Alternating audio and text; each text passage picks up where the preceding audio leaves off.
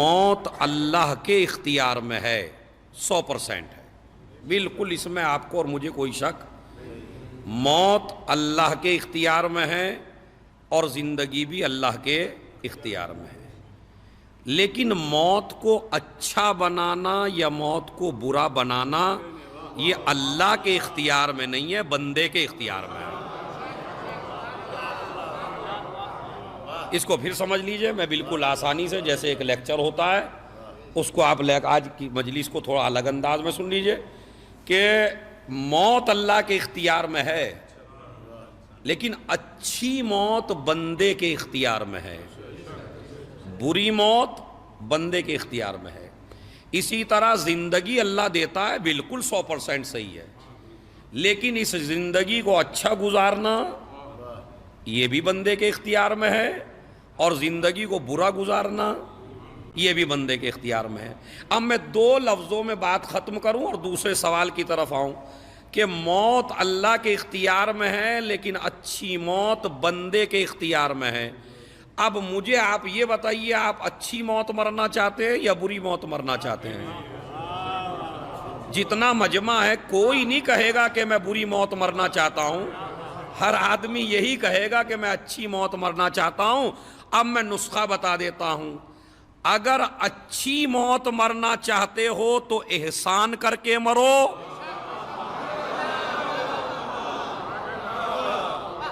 بری موت مرنا چاہتے ہو تو ظلم کر کے مرو۔ اب یہ آپ کو اختیار ہے کہ آپ کو احسان کرنا ہے یا آپ کو ظلم کرنا ہے۔ آپ چاہیں تو اپنی زندگی کو احسان کے ساتھ گزار سکتے ہیں، اور آپ چاہیں تو اپنی زندگی کو ظلم کے ساتھ گزار سکتے ہیں، لیکن میں 2 لفظ ضرور کہوں گا چونکہ مجمع ماشاءاللہ مولائی ہے، اور وہ یہ: اچھی موت کا انجام حسین ہے، بری موت کا نام یزید ہے۔ اچھی موت یعنی ایسی موت جیسی امام حسین کو ملی، بری موت جیسی یزید کو ملی۔ اس کا مطلب ہے کہ اگر آپ کسی پہ ظلم کریں گے تو انجام یزید والا ہوگا، چاہے جتنی مجلسیں کر لیجئے۔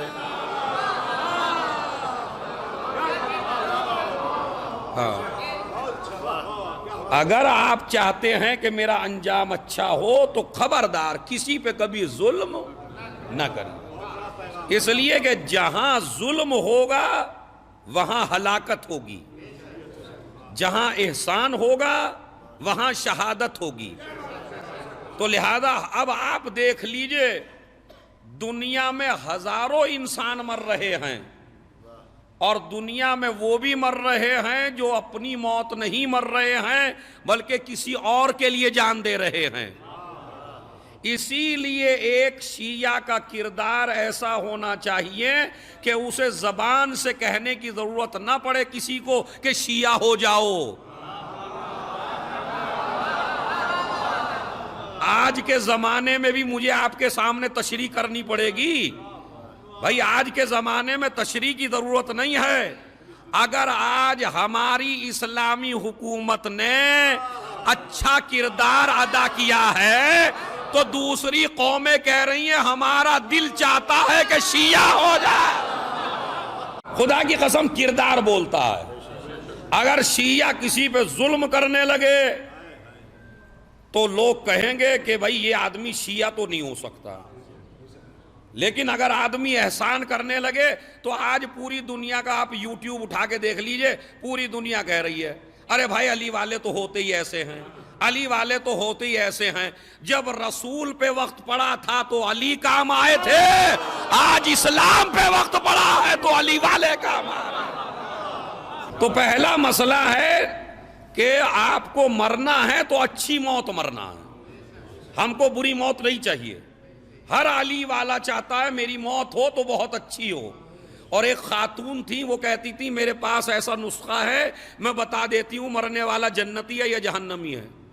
اب سب آپ لوگ بھی تعجب کریں گے، لوگوں نے اس سے بھی کہا بھئی تیرے پاس ایسا کون سا نسخہ ہے جو تو بتا دیتی ہے کہ مرنے والا جنتی ہے جہنمی؟ کہا اگر مرنے کے بعد جب لوگ اسے دفنا کے آ رہے ہوں اگر تعریفیں کرتے آ رہے ہیں تو سمجھ لیتی ہوں جنتی تھا، اور اگر لعنتیں پڑھتے ہوئے آ رہے ہوں، مثلا اگر آپ مر گئے کہنے لگے اچھا ہوا ملون مر گیا، پریشان کر رکھا تھا پورا امبیڈ نگر کو، پریشان تھے پورے علاقے کے لوگ، سمجھ رہے؟ اور ہمارے یہاں آج کل ایسا بھی ماحول ہے کہ لوگ کہتے ہیں ارے میرے دادا کا بڑا روب تھا، میرے پردادا کا بڑا روب تھا۔ آج اس روب والے کی حقیقت سن لیجئے، وہ روب والا کیسا ہے۔ کہا ہم ایسے ہیں کہ اگر ہمیں کوئی ایک گلی سے جاتا ہوا دیکھ لے تو آدمی راستہ بدل دیتا ہے۔ مولا علی فرماتے ہیں اپنا کردار ایسا نہ بناؤ کہ لوگ تمہیں دیکھ کے راستہ بدلیں۔ اب انشاءاللہ ایک ہاتھ نہیں رکے گا، سمجھ رہے؟ ایسے نہ بنیے کہ لوگ تمہیں دیکھ کے راستہ بدلیں۔ یہ روب کی علامت نہیں ہے، یہ ظلم کی علامت ہے۔ میں نے تو بہت بڑا جملہ کہا تھا، مجھے نہیں پتا کس کی سمجھ میں آیا۔ ہم کیا کہتے ہیں؟ بڑا روب والا آدمی ہے اس لیے کہ اس کو دیکھ کے لوگ راستہ بدل دیتے ہیں۔ ہم نے رسول سے پوچھا یا رسول اللہ یہ بتائیے یہ کیسا آدمی ہے کہ جسے شریف آدمی دیکھ کے راستہ بدل دے؟ رسول نے فرمایا کائنات کا سب سے ذلیل انسان وہ ہے جسے دیکھ کے شریف آدمی راستہ بدل دے۔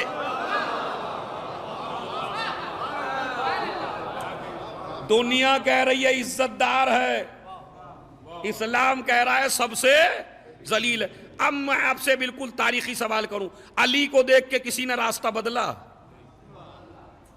حسن کو دیکھ کے کبھی کوئی لوگ بچ کے چلے؟ حسین کو دیکھ کے لوگ بچ کے چلے؟ ہاں راستہ بدل کے لوگ چلے معاویہ کو دیکھ کر، مروان کو دیکھ کر، یزید کو دیکھ کر۔ اب آپ کو یہ کہنے کی ضرورت نہیں ہے کہ کون حسینی ہے اور کون یزیدی ہے، آپ اپنے گریبان میں خود ہی دیکھ لیجئے میرے اندر صفات ادھر والے ہیں۔ ایک صلوات پڑھ دیں محمد اور آل محمد۔ تو آج کی مجلس کا پہلا پیغام میرا یہ ہے کہ کبھی بھی کسی پہ ظلم کر کے نہ مریے۔ اب رشتہ داروں کی کیا ذمہ داری ہے وہ بھی سن لیجئے۔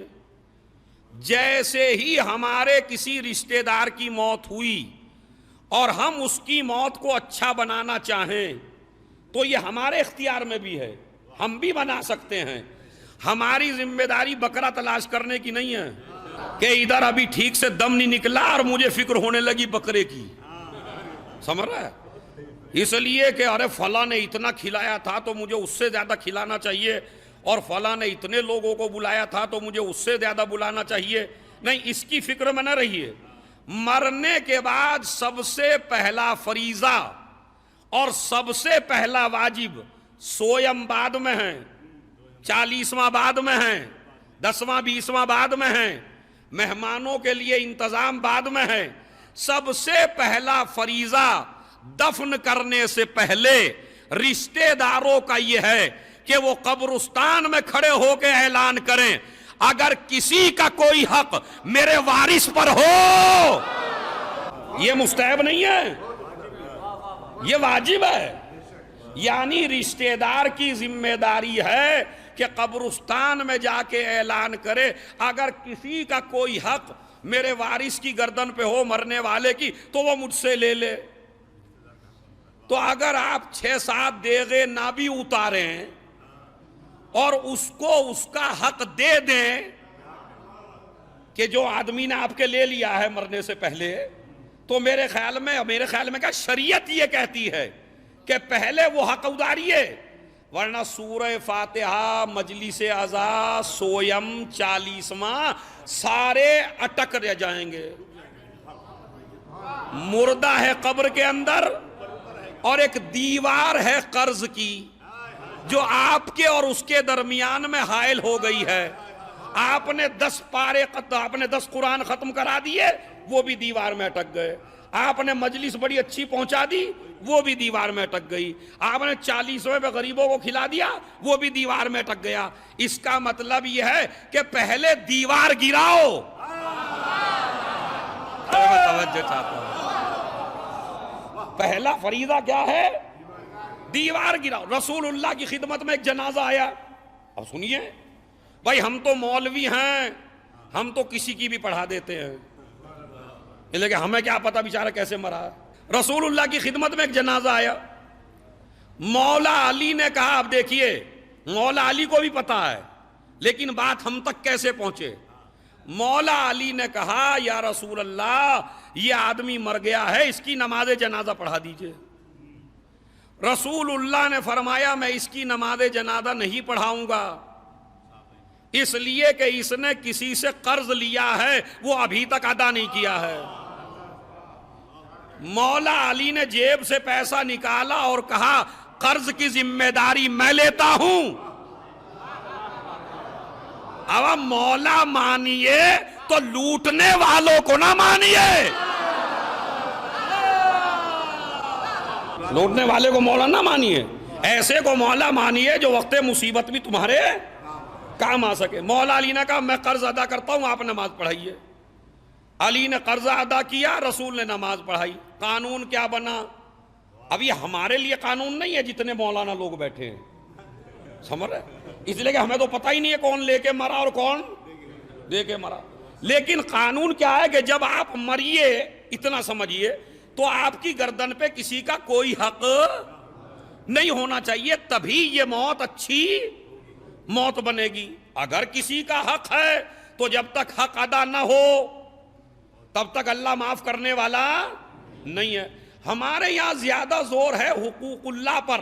نماز پڑھیے، روزہ رکھیے، حج کریے، زکوٰۃ دیجئے، خمس، یہ ساری چیزیں، نماز روزے کا پابند ہونا چاہیے، مجلس ماتم کرنا چاہیے. بھائی یہ سارے جو ہیں اللہ کے حقوق ہیں. ہمارے پہ زیادہ زور ہونا چاہیے بندے کے حق پر، اس لیے کہ اللہ کریم ہے، اپنا حق معاف کر سکتا ہے. مگر بندہ جب تک بندے کو نہ مل جائے تک بندہ حق ادا کرنے والا اور معاف کرنے والا نہیں ہے. ایک مسئلہ تو یہ ہے. دوسرا مسئلہ یہ ہے کہ اگر آپ عمل کر بھی لیجئے تو عمل پہ گھمنڈ نہ کیجئے. بس یہی قول میں نے پڑھا. ابھی تک تو آپ نے مجھے داد دی، اب مولا علی کو کتنی دیں گے وہ خود تیار ہو لیجئے. مولا علی کو داد دینی ہے آپ کو، سمجھ رہے آپ؟ کیونکہ مولا علی کو اپنی زندگی میں داد نہیں ملی ہے. اور یہاں بھی اگر آ جائیں مولا علی تو ذاکر کو زیادہ داد ملے گی. مولا علی کو اتنی داد، مولا علی کو تو اس طرح بیٹھ کے سنیں گے، اس لیے کہ ذاکر وہ پڑھتا ہے جو آپ کی پسند ہو، علی وہ بولتے ہیں جو خدا کی پسند ہو. تو علی تو وہ بولتے ہیں. اب مولا علی علیہ السلام وہ فرماتے ہیں. اب ان کا فرمان کتنا عظیم ہے، خدا کی قسم اگر آپ قیامت تک بھی داد دیتے رہیں تو ایسا جملہ جو میرے مولا نے کہہ دیا، علماء کرام سے خصوصی توجہ چاہتا ہوں، اگر یہ متوجہ نہ ہو تو آپ، سیئۃن، نہج البلاغہ، سیئۃن تسوءک خیر من حسنۃ تعجبک. مولا علی فرماتے ہیں وہ گناہ جس گناہ کو کرنے کے بعد تیرے اندر احساس ندامت پیدا ہو جائے. نہیں سن لیجئے، مولا مجھے بھی طاقت دے اپنے اس قول کے ترجمے کی. وہ گناہ جس کو کرنے کے بعد تم پچھتانے لگو، وہ گناہ جس کو کرنے کے بعد تم شرمندہ ہونے لگو، وہ گناہ جس کو کرنے کے بعد احساس سے ندامت پیدا ہو جائے، وہ اس نیکی سے بہتر ہے کہ جس نیکی کے بعد تم میں تکبر پیدا ہو جائے. پھر سن لیجئے کیا کہتے ہیں مولا علی، کیا فرماتے ہیں؟ وہ گناہ بہتر ہے، جس گناہ کو کرنے کے بعد تم پچھتانے لگو، وہ اس نیکی سے بہتر ہے کہ جس نیکی کے بعد تم میں گھمنڈ پیدا ہو جائے. مجھ سے بڑا مرثی خان نہیں، مجھ سے بڑا کوئی خطیب نہیں، مجھ سے بڑا کوئی مولائی نہیں، مجھ سے بڑا کوئی تبرک بانٹنے والا نہیں، ہم سے اچھی کوئی عزاداری کرنے والا نہیں. تو مولا علی کیا فرماتے ہیں؟ وہ گناہ بہتر ہیں جن گناہوں کے بعد پچھتانے لگو، ان نیکیوں سے کہ جو تمہیں تکبر میں مبتلا کر دیں. تو سب سے اگر اچھی موت مرنا چاہتے ہیں، پہلا نسخہ کیا ہے؟ کسی پہ ظلم کر کے. دوسرا نسخہ ہے اچھی موت مرنے کے لیے کہ کبھی اپنے عمل پہ گھمنڈ نہ کریں، تکبر نہ کریں میں نے یہ کر دیا، نہیں. بلکہ اگر تم مسجد بنوا لو، تم امام باڑہ بنوا لو، تم بہترین مجلسیں کرا لو، اگر تم سے ہو جائے یہ سارے کام تو تکبر نہ کر، سجدہ شکر کر کہ اللہ نے تجھے توفیق دے دی. ورنہ ہزاروں لوگ ہیں جن کو توفیق، ہزاروں پیسے والے ہیں جن کو توفیق نہیں ہوتی. تو اس میں شکر کا مقام ہے، فقر کا مقام نہیں ہے. ایک مسئلہ. دوسری بات کیا ہے؟ من لا یحضرہ الفقیہ، شیخ صدوق علیہ الرحمہ کی کتاب ہے. اب علماء بیٹھے ہوئے ہیں، ان کے سامنے بیان کر رہا ہوں. چھٹے امام، امام جعفر صادق علیہ السلام، ان کا فرمان ہے، فرمان غور سے سنیے گا. کہتے ہیں امام، دو آدمی داخل ہوئے مسجد میں، ایک عابد اور ایک گنہگار. ایک عابد داخل ہوا اور ایک گنہگار داخل ہوا. لیکن جب مسجد سے نکلے تو امام فرماتے ہیں جو گنہگار تھا وہ عابد بن گیا اور جو عابد تھا وہ گنہگار بن گیا. اب آپ کہیں گے وہاں کون سی مشین لگی تھی مسجد میں بھائی؟ یعنی دو آدمی مسجد میں داخل ہوئے. غور سے سنیے جوانوں، یہ تمہارے لیے مجلس ہے. اچھی موت مرنے کے لیے ظلم نہ کرنا ایک، دوسرا اپنے عمل پہ گھمنڈ نہ کرنا دو. ابھی ایک دو چیزیں اور آئیں گی، مجلس تمام ہو جائے گی. تو دو آدمی داخل ہوئے، عابد، بڑا عابد اور ایک بڑا گناہگار. امام فرماتے ہیں لیکن اب جو مسجد سے نکلے تو پلٹ کے نکلے. جو عابد تھا وہ گناہگار بن گیا، جو گناہگار تھا وہ کیسے؟ اب نسخہ سنیے خدا کی قسم اور سمجھیے امامت کیا ہے. مولا فرماتے ہیں جو عابد تھا اس نے جب گناہگار کو آتے ہوئے دیکھا، کہنے لگا لو یہ بھی آئے ہیں آج،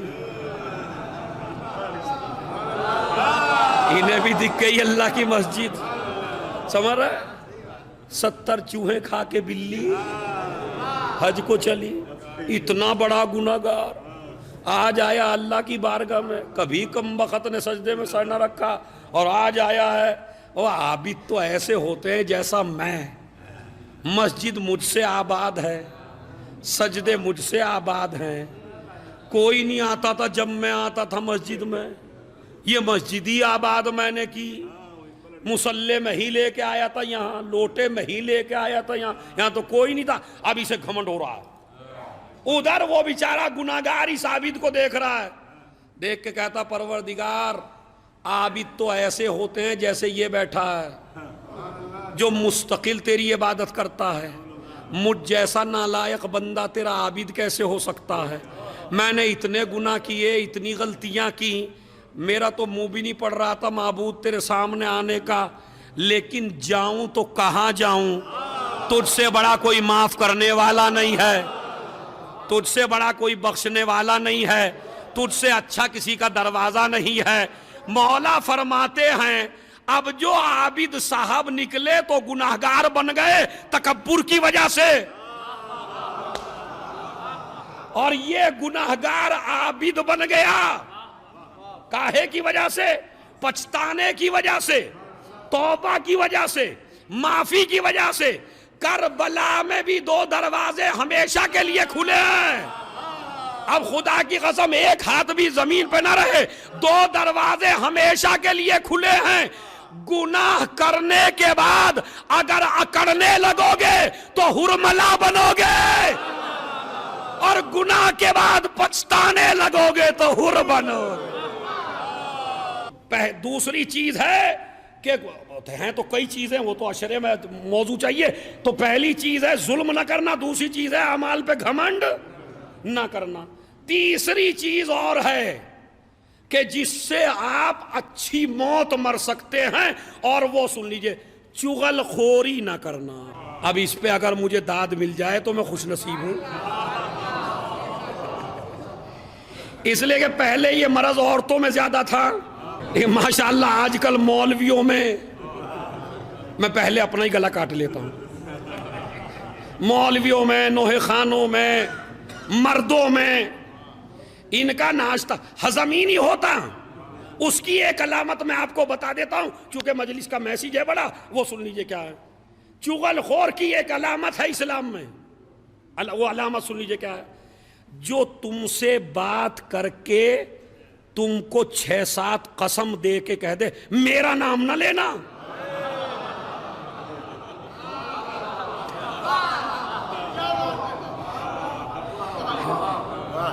کیا مطلب ہے اس کا؟ کہا میرا نام، اور تمہیں جناب عباس کی قسم ہے، پورے خاندان کا اجاڑا لگا دیا اور قسم دے دی جناب عباس کی۔ اب مولا عباس سے آدمی ویسے بھی ڈرتا ہے بھائی، سمجھ رہا ہے؟ کیونکہ مولا عباس کا جو تصور ہم ذاکروں نے پیش کیا وہ تو ایسے کہ بلا وجہ مار دیتے ہیں کسی کو۔ پہلی تو بات یہ ہے، یہ جو قسم دے رہا میں نے تھوڑی قسم کھائی ہے، اس کے کہنے سے میں کوئی قسم تھوڑی کھا رہا ہوں۔ اجی میرا نام نہیں بتانا، اچھا کیا گارنٹی ہے اس بات کی کہ یہ وہاں بھی جا کے نہیں کہہ رہا یہی بات؟ ایسے ہوتے ہیں، ادھر بھی کہہ دیا میرا نام نہیں لینا، ادھر بھی کہہ دیا میرا نام نہیں لینا، ادھر امام حسین کی قسم دے دی، ادھر جناب عباس کی قسم دے دی۔ اس کا ناشتہ دونوں جگہ پکا، وہ سمجھ رہا ہے یہ میرا ہے اور یہ سمجھ رہا ہے کہ یہ میرا ہے۔ اس کا بھیانک، یہ جو چغل خوری ہے اسے آپ آسان سمجھتے ہیں، چغل خوری کا جو گناہ ہے اس کی سزا اللہ دنیا میں یہ دیتا ہے کہ اللہ اپنی بارش کو روک لیتا ہے، رحمت کو روک لیتا ہے۔ اس لیے کہ جب اللہ سے جناب موسیٰ نے پوچھا پروردگار جب تو بندے سے راضی ہوتا ہے تو کیا کرتا ہے؟ کہا بارش کرتا ہوں۔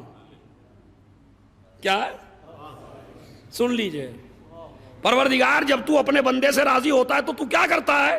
جواب دیجئے کیا کہا اللہ نے؟ میں بارش برساتا ہوں۔ موسیٰ نے کہا اگر اس سے بھی زیادہ راضی ہو تو، اگر سب سے زیادہ راضی ہو، آخری درجے کی تیری رضا، اور تو اپنے بندے سے راضی ہو، بھائی جملہ ایک ہی ہے خدا کی قسم، اشروں میں بھی وہ لذت آنے والی نہیں ہے جو اللہ کے جواب میں ہے۔ اللہ نے کہا جب میں اپنے بندے سے بہت زیادہ راضی ہوتا ہوں تو اس کو بیٹی دے دیتا ہوں۔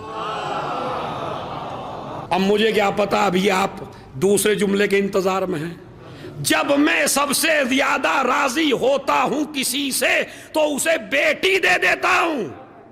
یقین نہیں آتا تو دیکھ لیجئے جو سب سے بڑا رسول تھا اس سے بیٹے لے لیے اور بیٹی دے دی، تو میں بیٹی دے دیتا ہوں۔ ناراض کب ہوتا ہے؟ جب بندہ چغل خوری کرتا، پھر میں اپنی بارش کو روک لیتا ہوں۔ جناب موسیٰ کا زمانہ، اور لوگ بیچارے بارش کی وجہ سے مر رہے ہیں، زمینیں پھٹ گئی ہیں، حیوانات مرنے لگے ہیں، غلہ زمین میں سوکھنے لگا ہے۔ پوری قوم جناب موسیٰ کے پاس آئی، اے موسیٰ اللہ سے دعا کر دیجئے۔ جناب موسیٰ نے کہا پوری قوم صحرا میں آ جائے۔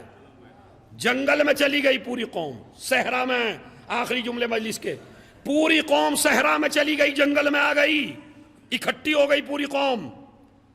اے موسیٰ دعا کر دیجئے۔ اللہ سے دعا کی پروردگار بارش برسا دے۔ کہا نہیں برساؤں گا۔ کہا کیوں؟ کہا تمہاری قوم میں ایک چغل خور ہے جس نے پورے بنی اسرائیل میں فتنہ برپا کر رکھا ہے، جب تک یہ اٹھ کے نہ چلا جائے، بس اس سے بڑا واقعہ میرے پاس نہیں تھا اللہ کی محبت سمجھانے کے لیے۔ کہا جب تک وہ اٹھ کے نہ چلا جائے۔ جناب موسیٰ نے کہا پروردگار ابھی نام بتا، ابھی کان پکڑ کے اٹھاتا ہوں۔ کہا موسیٰ جس چیز سے ہم روک رہے ہیں وہی ہم سے کرانا چاہتے ہو؟ نام نہیں بتائیں گے تم کو، اور تمہاری جو نبوت کی طاقت ہے پہچاننے کی وہ بھی لے لی ہم نے، تم نہیں پہچان سکتے اس میں کون ہے؟ کہ پروردگار نام تو بتائے گا نہیں، ہم پہچان پائیں گے نہیں۔ اب یہ بتائیے کروں تو کیا کروں؟ کہ اعلان کرو عمومی اعلان کرو، کہا اتنا 70,000 کا مجمع اور مائک کوئی نہیں، بس سنیے آواز خدا کی قسم، کہا موسیٰ آواز دینا تیرا کام ہے، آواز کو پہنچانا میرا کام ہے، آواز دینا تیرا کام ہے، آواز کو پہنچانا۔ ابراہیم نے حج کی آواز دی تو تم نے سن لی، حسین نے استغاثہ کیا،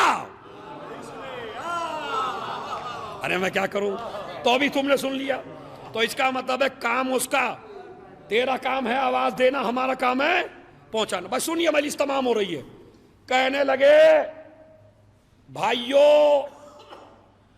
تم میں سے کوئی اگر چغل خور ہو تو وہ اٹھ کے چلا جائے، بارش جب تک نہیں ہوگی جب تک کہ کوئی چغل خور اس میں، اب کسی کو نہیں پتا مگر جو کرتا ہے اسے تو پتا ہے۔ اس نے دل میں پہلے تو سوچا اٹھ کے چلوں، وہ کہنے لگے اٹھ کے چلوں گا تو اللہ تو معاف کر دے گا مگر یہ نہیں جینے دیں گے، یہ تھا ملعون، اس نے مروا رکھے تھے بھائی، ہوا اس نے کر رکھا تھا، یہ کام ہما اس نے کر رکھا تھا، ہما یہ تھا بھائی، کوہنیاں چلنے لگیں گی، ہو سکتا ہے وہیں مجھے مارنے لگے۔ کہنے لگے پروردگار، دل میں کہا پروردگار یہ مجمع نہیں جانتا، بھائی مجلس عروج پہ ہے خدا قسم، پروردگار یہ مجمع نہیں جانتا کہ میں ہوں، مگر تو جانتا ہے کہ میں ہی ہوں، لیکن معبود تو کتنا کریم ہے کہ میرا نام اپنے نبی سے بھی نہ بتایا۔ ارے میں توجہ چاہتا ہوں خدا کی قسم، اے میرے پروردگار تو کتنا کریم ہے، اگر تو چاہتا تو مجھے ذلیل کر سکتا تھا اور میرا نام اپنے نبی کو بتا سکتا تھا، لیکن تو کتنا کریم، کتنا مہربان، کتنا رحیم ہے کہ تو نے میرا نام اپنے نبی کو بھی نہیں بتایا، اور میں بھی تیرے عزت و جلال کی قسم کھاتا ہوں جو آج تک ہوا، آج کے بعد میں کبھی یہ گناہ کرنے والا نہیں۔ ادھر بندے نے معافی مانگی، ادھر اللہ کا حکم ہوا موسیٰ دعا کر، موسیٰ نے دعا کی، بادل چھانے لگے، کہا پروردگار میری دعا سے، کہا تیری دعا سے نہیں، جس کی وجہ سے روکی تھی۔ خدا کی قسم مجھے شکوہ ہوگا اگر آپ اس پہ چپ رہ گئے۔ اللہ کی رحمت دیکھیے کیا ہے، کہا پروردگار میری دعا سے بارش کی، کہا نہیں، جس بندے کی وجہ سے روکی تھی اس نے ہم سے معافی مانگ لی، ہم نے اسے معاف کر دیا۔ ایک مرتبہ موسیٰ کہنے لگے پروردگار اب تو اس بندے کا نام بتا دے کہ جس کی وجہ سے بارش کی۔ موسیٰ چالاک نہ بنو، جب گناہگار تھا جب تو ذلیل ہونے نہ دیا۔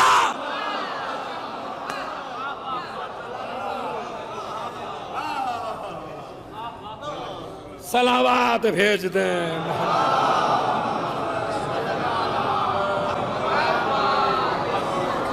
ایک صلوات اور پڑھ دیں محمد۔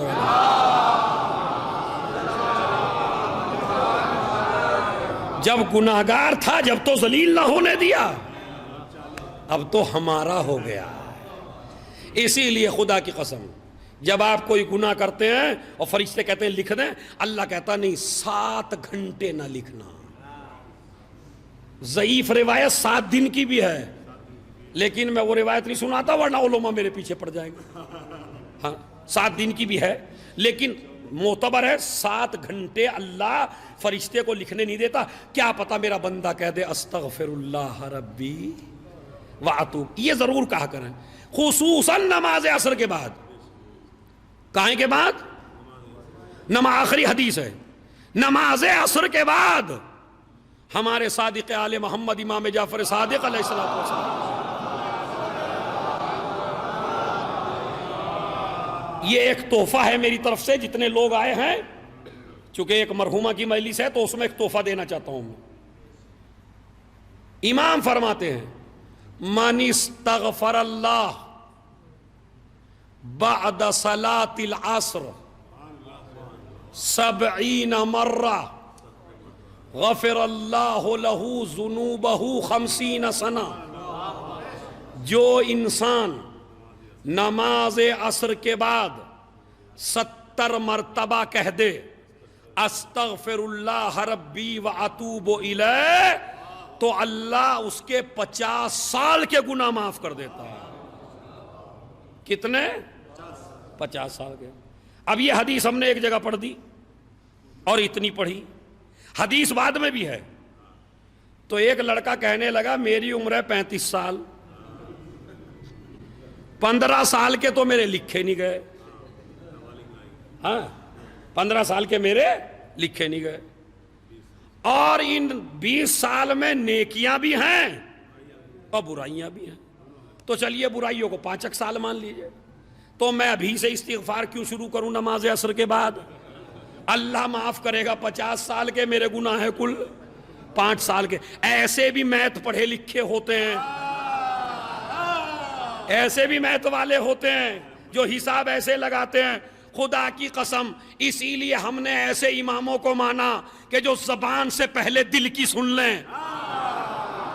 ارے نہیں توجہ چاہتا ہوں، دل کی سن لیں. امام نے حدیث کو آگے بڑھایا، اگر کوئی انسان استغفار کرے نماز عصر کے بعد 70 مرتبہ، اللہ اس کے 50 سال کے گناہ معاف کرے گا.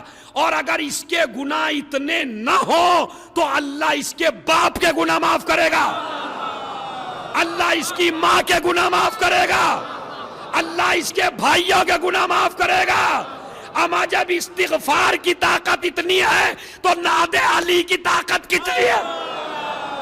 بس عزیزو، میری قوم کے جوانوں، مرو تو اچھی موت مرو.